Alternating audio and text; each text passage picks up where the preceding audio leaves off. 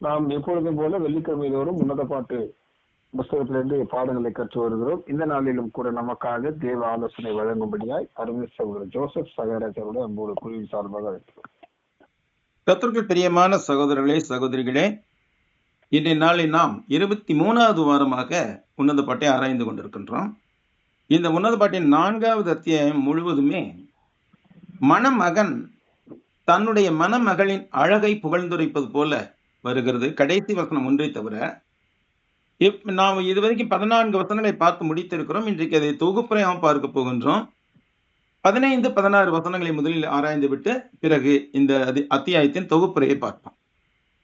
15ஆம் வசனம் வாசிப்போம். முதல்ல, தோட்டங்களுக்கு நீரூற்றும் ஜீவ தண்ணீரின் துறவும் லீபனோனிலிருந்து ஓடி வரும் வாய்க்கால்களும் உண்டாயிருக்கிறது.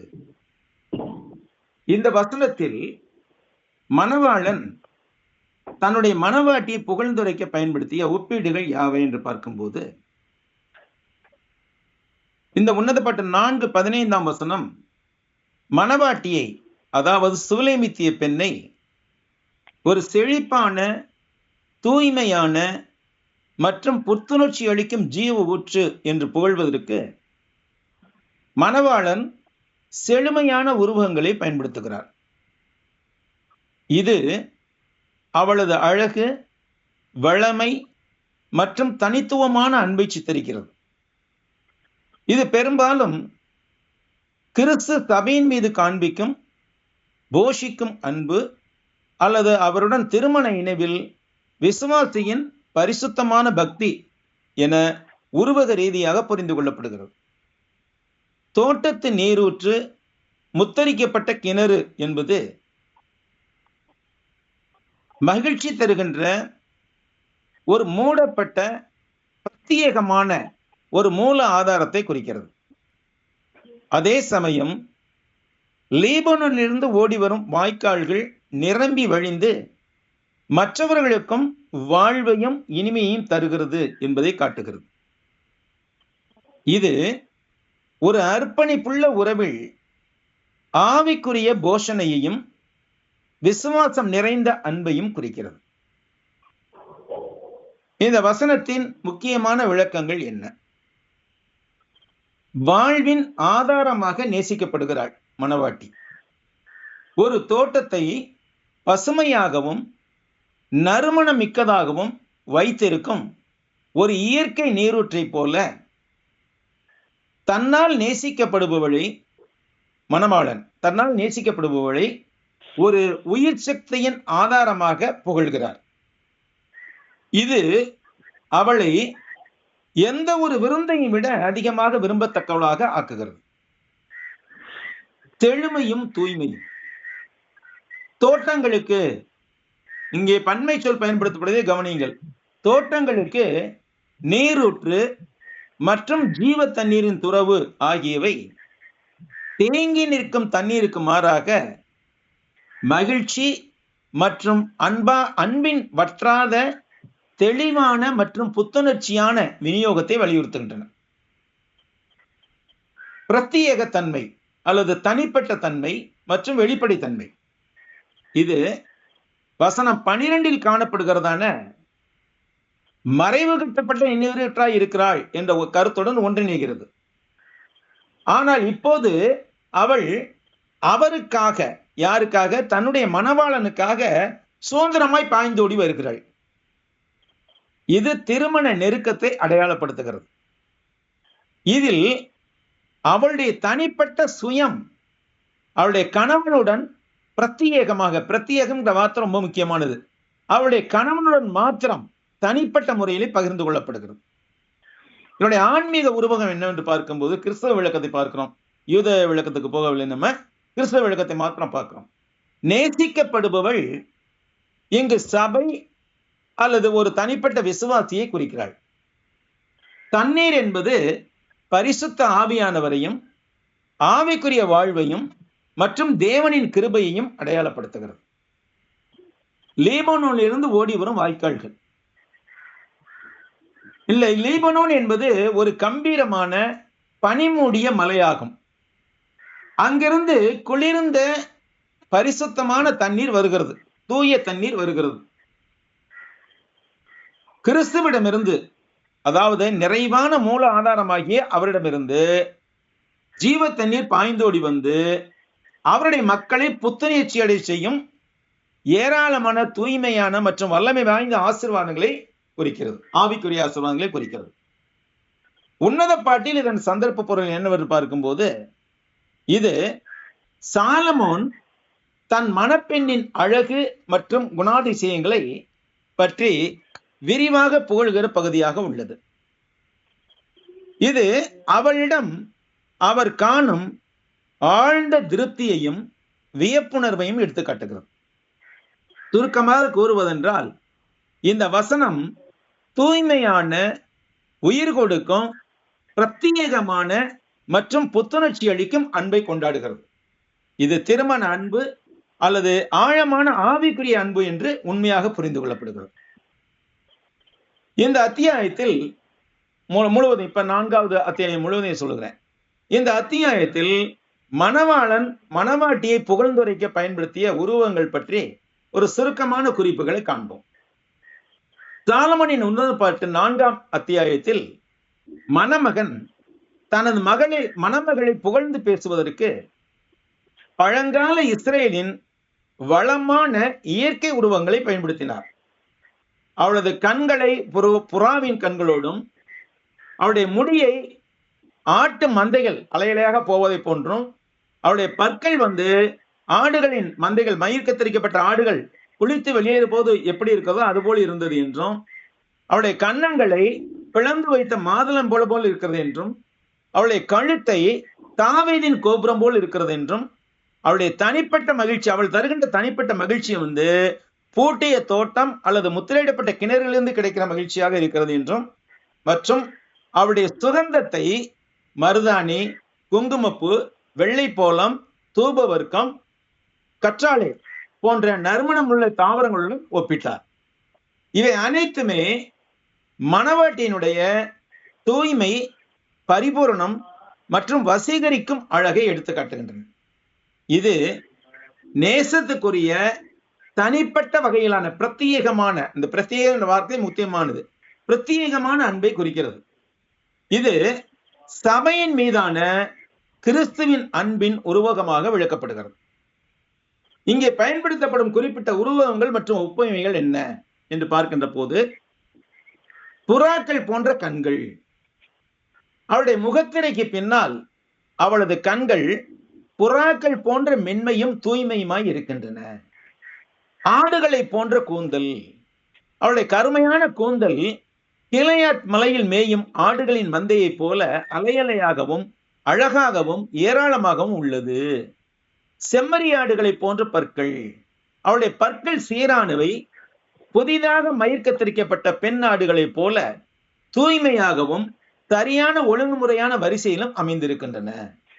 சிகப்பு நூல் போன்ற உதடுகள், அவருடைய உதடுகள் பிரகாசமான சிகப்பாகவும் அழகாகவும் இருக்கின்றன. அவை மெல்லிய சிவப்பு நூல் போல் இருக்கின்றன.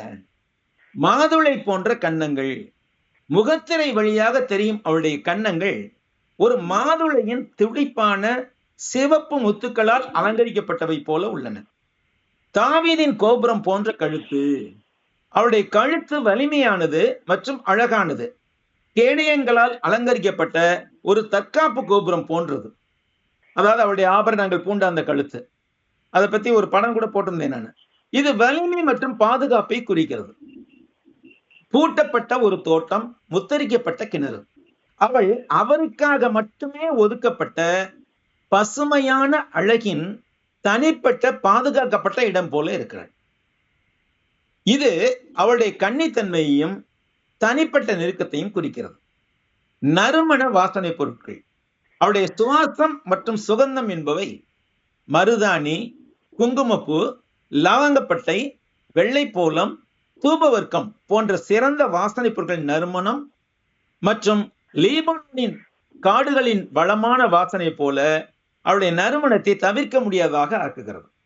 லீபனோன், அவளுடைய அழகு மற்றும் நறுமணத்தின் முழு காட்சியும் லீபனோன் மலைகள் மற்றும் காடுகளுடன் ஒப்பிடப்படுகிறது. இந்த லீபனோன் என்பது அந்த காலத்திலே இயற்கை அழகின் சிறப்பிடமாக திகழ்ந்தது.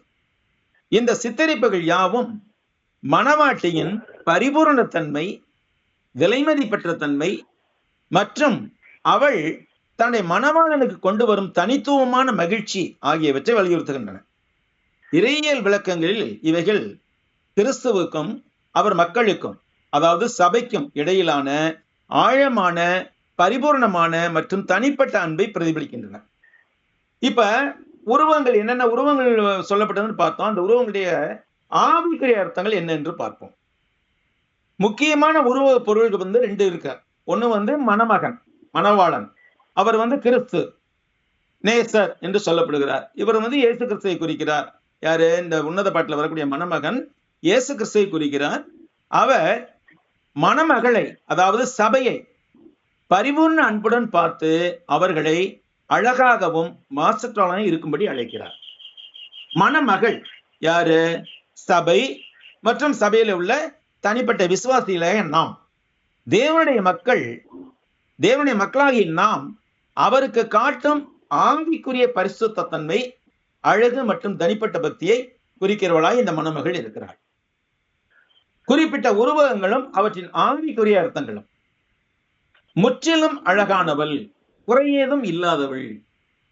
கிறிஸ்து தம்முடைய சபை என்ற மணமகளை தூய்மையானவளாகவும் பரிசுத்தமாக்கப்பட்டவளாகவும் தம்மில் பரிபூர்ணமானவளாகவும் உள்ள ஒரு மணவாட்டியாக காண்பது எதிர்கால மகிமையடைந்த நிலையை பிரதிபலிக்கிறது.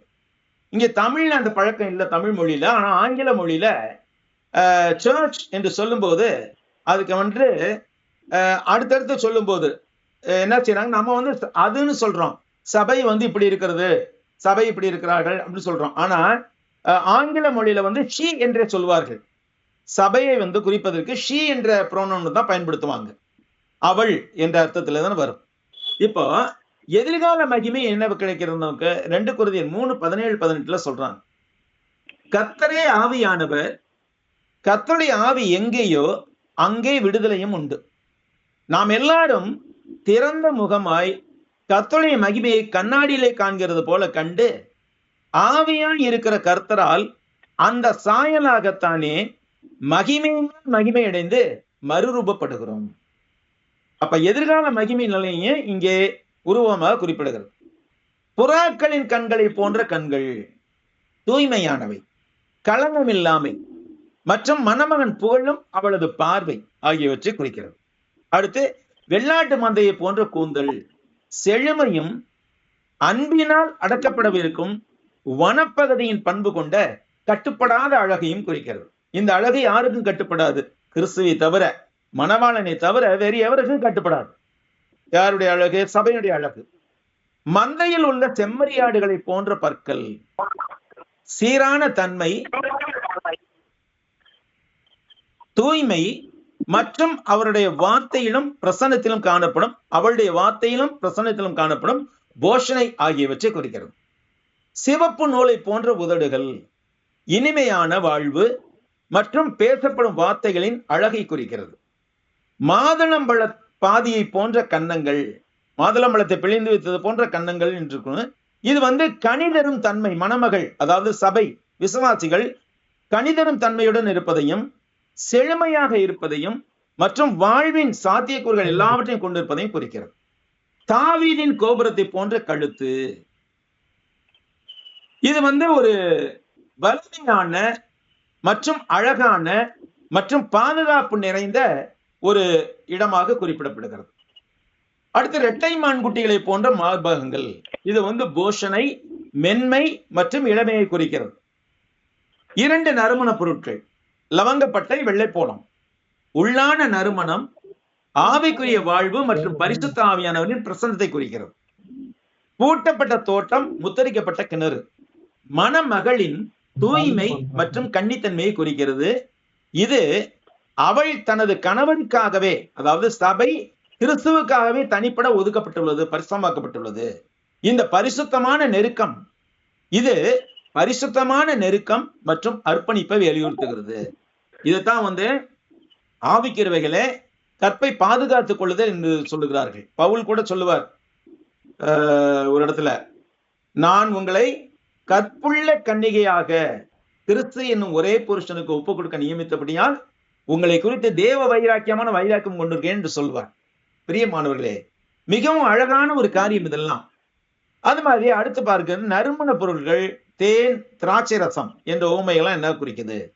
மணமகளுடைய அன்பையும் மிகச்சிறந்த பூமிக்குரிய இன்பங்களை விட அதிக மகிழ்ச்சியையும் திருப்தியும் தருவதாய் இருக்கிறது. இது தெய்வீக ஐக்கியத்தின் ஒரு முன்குறிப்பாகும். இதைத்தான் பேரின்பம் என்று சொல்லுகிறோம். ஆவிக்குரிய முக்கியமான செய்தி என்ன இதுல? தூய்மை மற்றும் தனிப்பட்ட தன்மை. இந்த உருவகங்கள் திருமண அன்பின் பரிசுத்தமான, பிரத்யேகமான, பாதுகாக்கப்பட்டதான தன்மையை வலியுறுத்துகின்றன. இது கிறிஸ்து தம்முடைய சபை மீது கொண்டுள்ள பரிசுத்தமான, அசைக்க முடியாத அர்ப்பணிப்பை பிரதிபலிக்கிறது. உள்ளான அழகு, உண்மையான அழகு ஆவிக்குரிய ஜீவசக்தி மற்றும் குணம் ஆகியவை பிரியமானவர் மீது மட்டுமே நிலைநிறுத்தப்பட வேண்டும். அப்படிப்பட்ட நிலைநிறுத்தப்பட்ட இதயத்திலிருந்து உண்மையான அழகும் ஆவிக்குரிய ஜீவசக்தியும் அன்பு வெளிப்படுகிறது என்பதை இது காட்டுகிறது. நெருக்கத்தை ஆழப்படுத்துதல். இந்த விளக்கங்கள் ஆழமான, அதிக நெருக்கமான ஒரு ஐக்கியத்தை நோக்கிய பயணத்திற்கு அழைப்பு விடுக்கின்றன மற்றும் அதை கொண்டாடுகின்றன. இது கிறிஸ்துவுடன் இணைந்து விசுவாசியின் பயணத்தை பிரதிபலிக்கிறது. அடுத்து இந்த கடைசி வசனம் இருக்குல்ல, ஒரே ஒரு வசனம், 16ஆம் வசனம் சூலைமித்து பெண் சொல்லுகிறாள். அவள் சூலைமித்து பெண் என்ன சொல்லுகிறாள்? மணமகனை வரவேற்கிறாள், அழைக்கிறாள், தோட்டத்துக்கு வாங்க அப்படின்னு சொல்றாள். வாடையே எழும்பு, தென்றலே வா, கந்த பிசுங்கள் வடிய என் தோட்டத்தில் வீசு. என் நேசர் தம்முடைய தோட்டத்திற்கு தமது அருமையான கனிகளை புசிப்பாராக. திரும்பி வசனத்தை வாசிக்கிறேன்.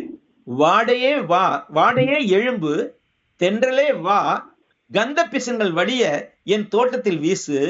என் நேசர் தம்முடைய தோட்டத்திற்கு தமது அருமையான கனிகளை புசிப்பாராக. இவ்வசனத்தில் சூலைமித்து பெண்ணின் அழைப்பில் உள்ள சிறப்பு அம்சங்கள் என்ன?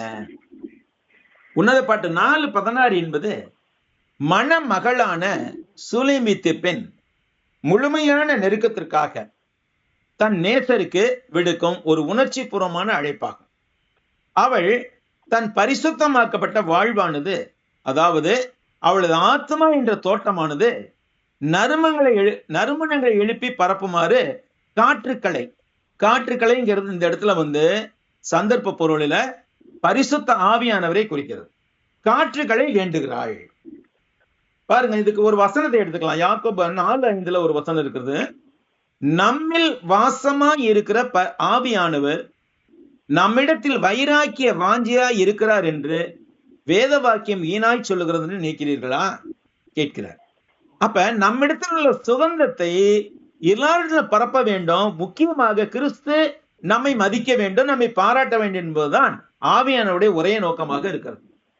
ஆக மனம் திரும்பி குணமடைந்த ஒவ்வொரு ஆத்மாவும் இந்த உலகத்தில் வாழும் போது கர்த்தரின் நற்கந்தத்தை, நல் வாசனையை பரப்பும் வகையில் செயல்பட வேண்டும் என்பதே தேவனுடைய விருப்பமாகும். இதற்கு பரிசுத்த ஆவியானவர் ஆத்மாவிற்கு துணையாக நிற்கிறார். இவ்வாறு நாம் செயல்படும் போது கிறிஸ்து நமது சிறந்த கனிகளை அனுபவிக்க முடியும்.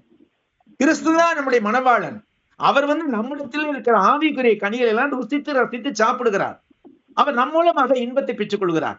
இது பரஸ்பர மகிழ்ச்சியை, கிறிஸ்துவிடம் விசுவாசி கொண்டுள்ள ஆழமான ஐக்கியத்தையும் அடையாளப்படுத்துகிறது. ஆவிக்குரிய ரீதியில் இது ஒரு விசுவாசி ஆவிக்குரிய வளர்ச்சி அனுபவிக்கவும், ஆவியின் கனிகளை பின்னாடி பார்க்க போறோம், ஆவியின் கனிகளை வெளிக்காண்பிக்கவும், தேவனுடைய பிரசன்னத்தை அனுபவிக்கவும், மணவாளனாகிய கிறிஸ்துவிடத்தில் தன்னை முழுமையாக ஒப்புக் கொடுப்பதற்கான ஒரு உருவகமாகும். அடுத்து பார்க்கும்போது சாதாரண பொருள், இதனுடைய சாதாரண பொருள் மனித அன்பு, நெஃபேஸ் என்று சொல்லக்கூடிய மனித அன்பு என்னது? நெருக்கத்திற்கான அழைப்பு. மணமகள் பிரதர் என்னது? மணமகள் காற்றுகளை, அதாவது வாடை காற்று மற்றும் தென்றல் காற்றை தன்னுடைய தோட்டத்தில் வீசி தன்னுடைய இனிமையான நறுமணங்களை, அதாவது உடல் அழகு மற்றும் பிரசன்னம் ஆகியவற்றை தன் நேசர் அனுபவிப்பதற்காக வெளிப்படுத்துமாறு காற்றுக்களை அழைக்கிறார். வாடை காற்றையும் தென்றல் காற்றையும் அழைத்தால் இல்லையா, என்னதான் ஒரு இடத்துல பூக்கள் நல்லா மலர்ந்திருந்தாலும் அந்த பூக்களுடைய வாசனை என்ன பிரதர், அந்த பூக்களுடைய வாசனை நம்ம மூக்குக்கு வரணும்னா நிச்சயமாக அங்க அந்த இடத்துல காற்று வீச வேண்டும். காற்று இல்லைனாக்கா அங்க வாசனை பரப்ப முடியாது. அதே போன்றுதான் பரிசாவினர் நம்முடைய வாழ்வில் செயல்படுகிறார். இது குறித்து பின்னாடி பார்க்க போறோம். பரஸ்பர மகிழ்ச்சி, இது திருமண அன்பில் முழுமையான அர்ப்பணிப்பு மற்றும் வெளிப்படைத்தன்மையின் ஒரு சித்தரிப்பாகும். இதில் மணவாட்டி தன் மணவாளனை தன் இருப்பில் முழுமையாக பங்கு பெற வரவேற்கிறாள். தன்னை முழுமையாக மணவாளனுக்கு ஒப்பு கொடுக்க அர்ப்பணிக்க ஆயத்தமாய் இருக்கிறாள். மணமகள் ஆகிய தோட்டம் நறுமண பொருட்களாலும் கனிகளாலும் நிறைந்த தோட்டமாய் இருக்கிறது. இது அவளது கணவருக்கு அர்ப்பணிக்கப்பட்ட அவளுடைய தூய்மையான பண்படுத்தப்பட்ட சுயத்தை குறிக்கிறது. ஆவிக்குரிய பொருள் தெய்வீக அன்பு, இது அகேப் என்று சொல்லப்படுகிறது. முதல்ல நம்ம பார்த்தது சாதாரண பொருள் மனித அன்பு நெஃபேத் என்பது. இப்ப நம்ம பார்க்கிறது ஆவிக்குரிய பொருள் தெய்வீக அன்பு அகேப் என்பது. தேவனும் அவருடைய மக்களும், இஸ்ரவேலும் மற்றும் புதிய ஏற்பாட்டிலே சபையா. மணவாளன் தேவன் பழைய ஏற்பாட்டு காலத்துல, புதிய ஏற்பாட்டு காலத்துல கிறிஸ்து. தேவன் அல்லது கிறிஸ்து தன்னுடைய வாழ்க்கைக்குள் வர வேண்டும் என்று மணமகள் அழைக்கிறாள். ஆத்துமாவாகிய தோட்டம், விசுவாசியின் ஆத்துமா அல்லது வாழ்க்கை தேவன் வாசம் பண்ணவும் மகிழ்ச்சி அடையவும் ஒரு இடமாக இருக்க வேண்டும். ஏனென்றால் கொரிந்தியர்ல பவுல் எழுதும் பொழுது சொல்றாரு, உங்கள் சரீரமானது நீங்கள் தேவனாலே பெற்றும் பரிசுத்த ஆவியானவர் உங்களில் தங்கியும் இருக்கிற அவருடைய ஆலயமாய் இருக்கிறதல்லவா என்று சொல்லுகிறார்.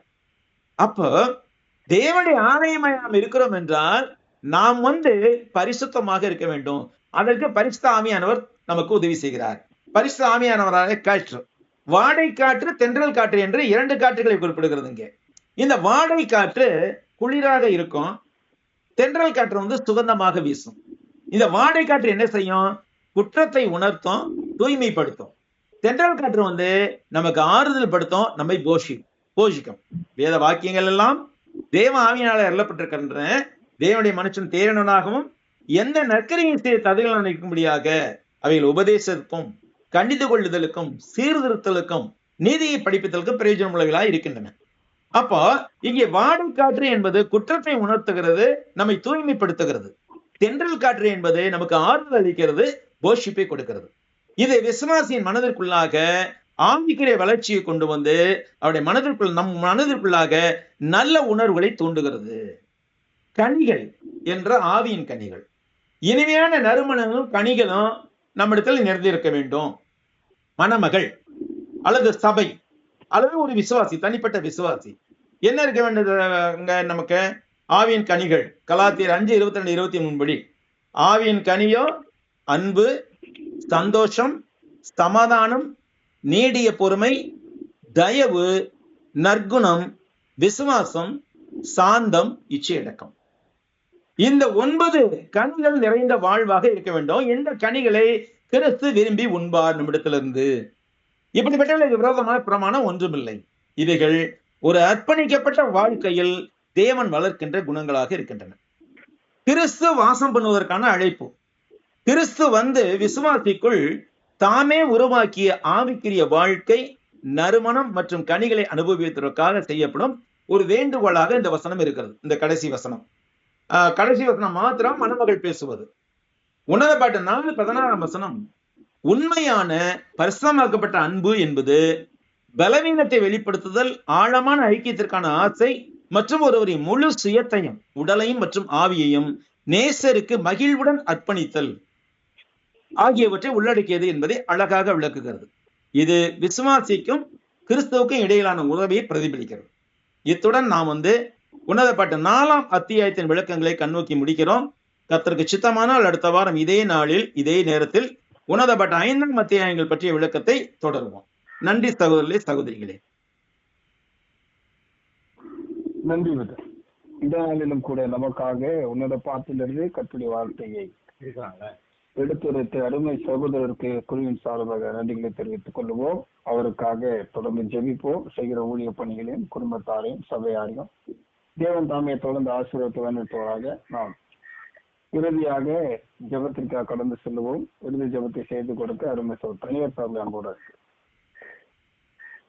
ஹலோ, தனியார் பிரதர் ஜெபம் ஐயா, நான் ஜெபம் பண்ணுமா? ஓகே, ஜெபிப்போம். பரிசுத்தமுள்ள எங்கள் பிதாவே, உமக்கு கோடா கொடி ஸ்தோத்திரங்களை ஏறெடுக்கிறோம். இந்த நாளிலும் எங்கள் அன்பானவர் மூலமாக கிறிஸ்துவையும் அவருடைய சபையை பற்றியும் ஒப்புமையாக நாங்கள் கற்றுக்கொள்ள நீர் பாராட்டி வருகிற தயவுக்காக உமக்கு நன்றிகளை ஏறெடுக்கிறோம். இந்த காலை பொழுதுல உம்முடைய பிள்ளைகளாகிய நாங்கள் உற்சாகத்தோடும் உந்துதலோடும் மகிழ்ச்சியோடும் உம்முடைய வார்த்தைகளை கேட்கும்படி நீர் எங்களுக்கு இந்த வாய்ப்புகளை கொடுப்பதிலே மகிழ்ச்சி அடைகிறோம். இன்றைக்கும் கேட்ட சத்தியத்தின்படி கிறிஸ்து இயேசுவால் விரும்பத்தக்க மனவாட்டிகளாக நாங்கள் இருக்க எங்களுக்கு தயவு பாராட்டும்படி உம்மிடத்திலே கெஞ்சுகிறோம். இந்த நாளிலும் இந்த நிகழ்ச்சியை நடத்தின அன்பானவரோடும் அவருடைய மனைவியோடும் புதிதாக பிறந்திருக்கிற ஆண் பிள்ளையோடும் உம்முடைய கிருபை இருக்கும்படி கெஞ்சுகிறோம். ஆரம்பத்தில் ஜெபித்த அன்பானவரோடும் அவருடைய குடும்பத்தோடும் உம்முடைய கிருபை இருக்கும்படி ஜெபிக்கிறோம். வேத வாக்கியங்களை படித்த அன்பான சகோதரர் ஸ்டான்லி அவரோடும் பெரிய பாளையம் பகுதியில் செய்கிற ஊழியத்தோடும் உடைய கிருபை இருக்கும்படி கெஞ்சுகிறோம். எங்கள் அன்பான மூத்த சகோதரர் இப்போது பேசின போது அவரோடும் அவருடைய சரீர சுக பலன் ஜீவனோடும் அவர் இருக்கும் பகுதியில் நடக்கிற எல்லா ஊழியங்களோடும் உம்முடைய கிருபை இருக்கும்படி ஜெபிக்கிறோம். நீர் அவர் கொடுத்திருக்கிற ஞானம், அறிவு, புத்தி, நிதானம்காக நாங்கள் நன்றி சொல்லுகிறோம். இந்த நாளிலே பரலோகத்தின் பிதாவே, குழுவாக நாங்கள் செய்கிற இந்த ஊழியத்தில் எங்களிடத்தில் ஜெபிக்கும்படி அநேக மக்கள் விண்ணப்பத்தை செய்திருப்பதை நீர் அறிந்திருக்கிறீர். அனைத்து மக்களுடைய விண்ணப்பங்களையும் பிதாவே அதின் காலத்தில் நேர்த்தியாக அவர்களுக்கு நன்மைகளை உண்டாகும்படி செய்யும்படி உம்மிடத்திலே கெஞ்சுகிறோம். விசேஷமாக இந்த நாளில எங்களோடு கூடி வருகிற பம்மல் சபையில மஞ்சு என்ற சகோதரிக்கு நீண்ட நாளாக பிள்ளை இல்லை என்பதை நீர் அறிவீர். ஏற்ற காலத்திலே குழந்தையை பெற்றுக்கொள்ளக்கூடிய பாக்கியத்தை பாலாஜிக்கும் மஞ்சுக்கும் கொடுக்கும்படி உம்மிடத்திலே கெஞ்சுகிறோம். விசேஷமாக இந்த நாளிலே எங்களோடு கூடி வருகிற சகோதரி ஷீலா என்பவருக்கு இன்றைக்கு பிறந்த நாளை காணும்படி வாய்ப்பு நீர் கொடுத்திருக்கிறீர். இந்த புது ஆண்டிலே எல்லா நன்மைகளும் பெற்றுக்கொள்ள நீர் ஆசீர்வதிக்கும்படி கெஞ்சுகிறோம். இதை போல ஒவ்வொருவருக்கும் இப்படிப்பட்ட நன்மையான வாய்ப்புகள் இருக்கும்போது அவர்களையும் ஆசீர்வதிக்கும்படி ஜெபிக்கிறோம். இந்த நாள் முழுவதும் எங்களுடைய பூமிக்குரிய வாழ்க்கையினுடைய காரியங்கள், தெய்வீகத்தினுடைய பணிகளை ஒழுங்கும் கிரமமாக செய்ய நீர் எங்களை வழிநடத்தும்படி ஜெபிக்கிறோம். போதுமான அளவுக்கு வேலை வாய்ப்புகள், வருமானங்கள், வாழ்க்கையை நடத்தக்கூடிய எல்லா நன்மைகளையும் கொடுத்து வழிநடத்தும்படி கெஞ்சுகிறோம். தொடர்ந்து எங்களை ஆசீர்வதித்து பலப்படுத்தி வழிநடத்தும்படி ஆண்டவர் இயேசு கிறிஸ்துவின் பேரிலே ஜெபிக்கிறோம் நல்ல பிதாவே. ஆமென்.